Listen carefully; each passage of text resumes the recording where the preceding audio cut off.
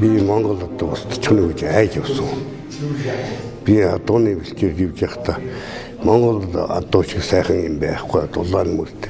Ийм гоё мал байхгүй гэж бодож явсны чинь устгах гээд ирлээ зурвал гэж байгаа би харамсч явд. Энд том их хурлын гишүүднэр одоо өөрснөө нэр гаяг тэр хурлаа хийх дараа байх үгээс бидний надуур ороод явд гэж би харамсдаг. Бидний энэ дэрэгд нэг шинэ нойр гасч үзээгүй хүүхдүүдээр морж ирлээ одоо уцаж байгаа би харамсч. Би Чингисийн Монголд дугаар бахархдаг. Чингисийн өгөөмөр гэдэг нутаг бий манай хангаас. Хоёр дагалмаар нь хоноод явсан нутаг байдаг байхгүй. Оо за. Тий. Би ихээр үлүү Чингисийн адуу манайд байна гэж боддог хангаас.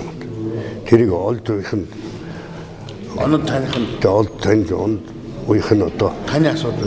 бидний л асуудал. Бидний өргөдөө асуудал.